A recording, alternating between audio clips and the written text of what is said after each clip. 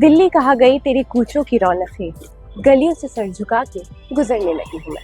आदाब, मैं हूँ आपके साथ अमीना माजिद। धरोहर के एपिसोड्स में हम आज तक आपको लेकर गए हैं दिल्ली में मौजूद बहुत अहम शख्सियतों के मज़ार पर, और आज इस एपिसोड में हम आपको लेकर आए हैं शेख यूसुफ कत्ताल के मज़ार पर, जो दिल्ली में मौजूद है, जिसकी अपनी एक कहानी, अपना एक इतिहास है। तो चलिए जानते हैं हिस्टोरियन साकिब सलीम से इस जगह के इतिहास के बारे में।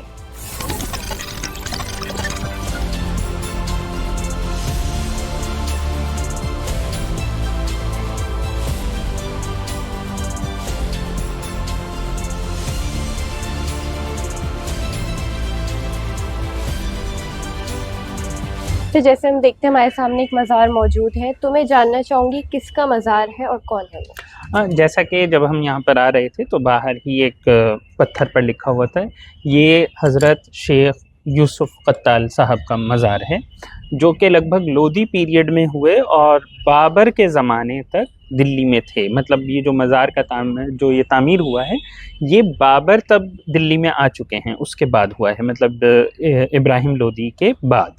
तो लेकिन ये लोधी एरा में यहाँ पर मौजूद थे। मैं थोड़ा और इनके बारे में जानना चाहूँगी, जैसे सूफी सेंट है तो क्या और देखिए, एक तो इनके बारे में ये है कि ये जो थे कत्ताल, एक जगह है, ये वहाँ के थे। कत्ताल बेसिकली एक जगह है, मुल्तान में एक जगह कहलाती है जलालुद्दीन पीर, एक टाउन है, तो उसे कत्ताल भी कहते हैं, पीर कत्ताल। एक सुल्तान कत्ताल करके एक सूफ़ी हुए हैं, गुजरे हैं। तो जो लोग उर्दू जानते हैं वो ये बात जानते होंगे कि कत्ताल जो लफ्ज़ है उसका मतलब होता है जो कत्ल कर देता है, और कत्ल यहाँ पे मतलब है सूफ़ी थॉट के हिसाब से मुराद यहाँ पर ये है जो अपनी नफ्सियात का, अपनी डिज़ायर्स का कत्ल कर दे, तो उसका ये मतलब होता है। तो उन्हीं के नाम पर, क्योंकि सुल्तान कत्ताल जो थे वो जलालपुर के थे, तो उस जगह को लोग कत्ताल कहते हैं। तो ये वहाँ से ताल्लुक़ रखते थे और फिर कत्ताल उनके डिसाइपल्स के नाम में जुड़ता चला गया। तो एक तरीके से पूरा एक थॉट प्रोसेस है सूफीज़म में, जिसमें कि कत्ताल उन लोगों को कहा जाता है जो अपनी डिज़ायर्स का कत्ल कर दें, अपनी ख्वाहिशात का कत्ल कर दें, उन्हें ख़त्म कर दें और फिर दुनिया से दूर होकर सिर्फ अल्लाह की इबादत में लग जाएं। तो इनका मज़ार यहीं पे क्यों है, दिल्ली में इसी जगह पे? क्या इसका भी कोई हिस्ट्री से कनेक्शन है? जी, ये बाकायदा लोधी सल्तनत के वक्त ये बहुत इम्पॉर्टेंट डिप्लोमेट भी थे। ये सिर्फ सूफ़ी नहीं थे, एक डिप्लोमेट भी थे। यानी कि अगर देखा जाए तो उस ज़माने में जब सिकंदर लोधी के ख़िलाफ़ एक बगावत हुई है, तो उसमें दो आर्मीज़ के बीच एक तरीके से सुलह कराना, उनके बीच के काम करना, ये सब भी यहीं पर करते थे। और उसके बाद ये यहाँ पर मौजूद थे, और क्योंकि दिल्ली में ही रहते थे, उनकी वफ़ात दिल्ली में हुई, तो दिल्ली में ही, इसीलिए दिल्ली में ही उनका जो मज़ार है यहीं पर तामीर हुआ। और ये जलालुद्दीन ताज करके एक सूफ़ी गुज़रे हैं, जो बाबा फ़रीद गंज शकरी जो हैं, उनके, बाबा फ़रीद का नाम सभी जानते हैं, तो बाबा फ़रीद के मतलब पोते हुए, तो उन्होंने ये मज़ार तामीर कराया है।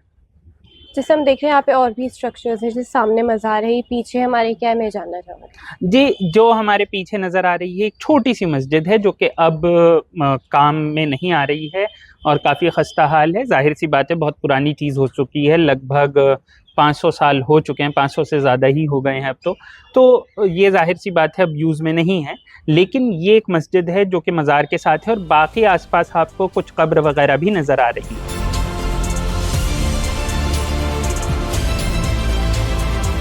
तो जैसे हम इनके बारे में पढ़ते हैं तो हमने पढ़ा है कि सतपुला के पास ये इबादत करते थे, तो उसके बारे में हम जानना चाहेंगे। जी, सतपुला यहीं पर पास में है। हम फ़िलहाल जहाँ खड़े हैं इसे शेख सराय कहते हैं। खिड़की मस्जिद के हम पास हैं, खिड़की एक्सटेंशन इस जगह को कहा जाता है। इसी के पास सतपुला पड़ता है, साकेत पर ही। तो वो एक जगह है जहाँ पर एक तरीके से, क्योंकि थोड़ा शांति चाहिए होती है सूफ़ी लोगों को, तो वहीं पर वो इबादत गाह थी उनकी। उनका जो भी उनके अपने मुरीद होते थे, उन्हें वहाँ इकट्ठा किया जाता था, वहाँ पर उन्हें दर्स दिया जाता था, तो वो सारी चीज़ें वहाँ होती थी। तो जैसा कि ज़्यादातर सूफ़ीज़ के साथ होता है कि वो थोड़ी सी ऐसी जगह ढूंढते हैं जो शहर से कुछ दूर हो, जहाँ पर शोर शराबा कम हो। तो सिर्फ इसीलिए ये सतपुला, जहाँ पर के पानी भी पास में था, ये वहाँ पर इबादत किया करते थे, और इनके मुरीद जो थे वहीं पर इनसे एक तरीके से दर्स लिया करते थे। जिससे हम आगे इनके बारे में पढ़ते हैं, तो शेख अलाउद्दीन से मैं जानना चाहूँगी इनका क्या ताल्लुक था।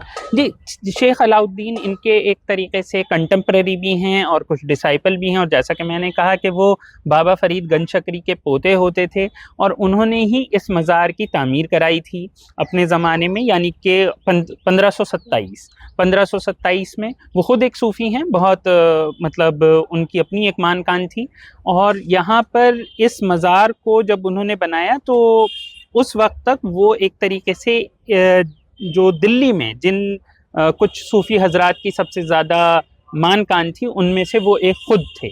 और वो कुछ अगर देखा जाए तो वो कॉन्टेम्प्रेरी हैं, मतलब एक तरीके से वो डिसाइपल नहीं है, यानी कि अगर आप देखें तो यूसुफ कत्ताल उनके उस्ताद नहीं होंगे, मतलब वो उनके साथ के एक इंसान हैं, मतलब साथ के सूफ़ी हैं।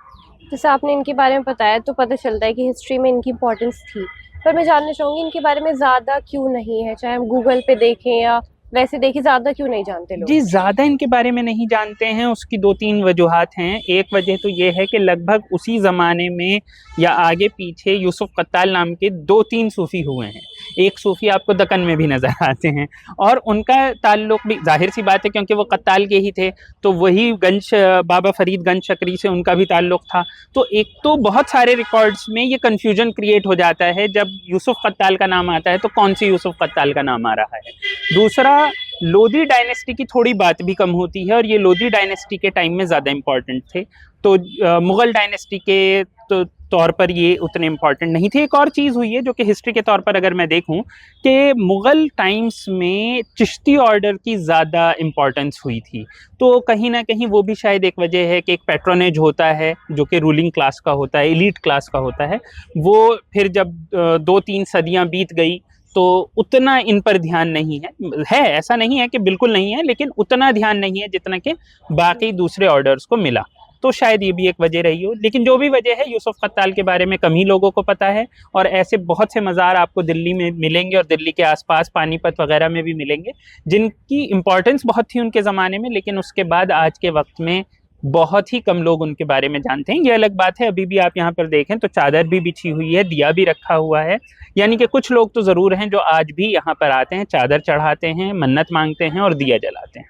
जिससे मैं देखती हूँ वहाँ सामने भी किसी की कब्र मौजूद है, तो इसके बारे में किसी को पता है नहीं, क्योंकि हम देख रहे हैं थोड़ी अलग सी जगह पे है और छत नहीं है, पर फिर भी अलग है ये। जी, इसके बारे में कुछ ज़्यादा नहीं पता है कि कौन है, लेकिन ज़्यादातर आम तौर पे जो ऐसी मज़ार होती हैं उनमें जो आसपास की कब्र होती हैं वो या तो फैमिली मेम्बर्स की होती हैं, या फिर किसी बहुत ही क्लोज़ आप जिसे कहते हैं डिसाइपल, शिष्य, या आपका जो होता है उसकी होती है। तो ज़ाहिर सी बात है किसी ना किसी, ज़्यादा चांसेस ये हैं जिस तरीके से वो आपको कब्र दिख रही हैं, उसके अलावा भी आपको दिख रही हैं, तो वो कोई ना कोई इसी सूफ़ी ऑर्डर से कोई और सूफ़ी होंगे जो कि यूसुफ कत्ताल के या तो मुरीद होंगे, या फिर यूसुफ कत्ताल के बाद उसी ऑर्डर में, उसी फहरिस्त में आगे आए होंगे और उनकी वहाँ पर मज़ार होगी। लेकिन हाँ, उनका नाम हमें नहीं पता है। जैसे हम देखते हैं हमारे पीछे जो मज़ार है, इसके आर्किटेक्चर के बारे में आपका क्या कहना है? भी अगर आप देखें तो लोधी पीरियड में भी जो एक तो ये जाली है जो कि उस ज़माने तक आ चुकी थी अगर आप देखें, और जो कि बाद में फिर आप देखेंगे आपको आगरा में भी दिखाई देगी, पूरे मुग़ल दौर में दिखाई देगी।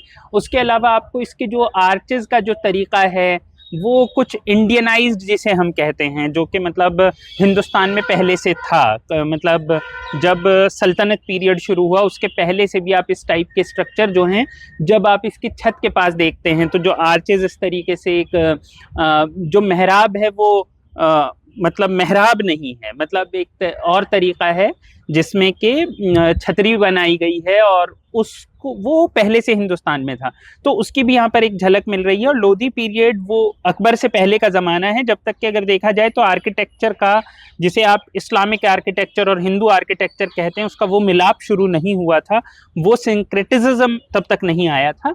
तो ये काफ़ी मतलब शुरुआत के ऐसे स्ट्रक्चर्स में आएगा जिसमें कि दोनों का एक तरीके से मिलाप, एक मेल जोल, एक सिंक्रेटिसिज्म नज़र आता है, तो ये इसकी एक ख़ासियत है। उसके अलावा इसमें जो इंस्क्रिप्शंस हैं वो कलमा लिखा है, पहला कलमा है कुफ़ी इंस्क्रिप्शन में लिखा हुआ है, कुफ़ी जो रस्मुल ख़त जो तरीक़ा होता है लिखने का उसमें लिखा हुआ है। उसके अलावा अगर आप एक चीज़ पर गौर करें तो जो कब्र है वो बहुत सादा है, वो पत्थर की नहीं है। तो ये भी एक चीज़ है। रेड सैंडस्टोन का इस्तेमाल हुआ है जो कि उस ज़माने में होता ही था।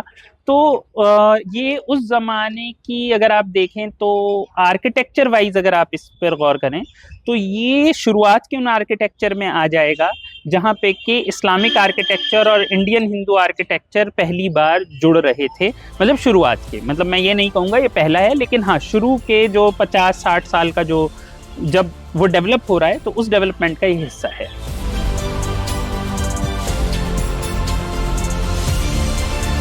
धरोहर के इस एपिसोड में हम आपको लेकर आए हैं दिल्ली में मौजूद शेख यूसुफ कत्ताल के मज़ार पर। हिस्ट्री से जुड़ी ऐसी और भी कहानियों के लिए देखते रहिए हर संडे धरोहर। कैमरामैन गौहर के साथ अमीना माजिद।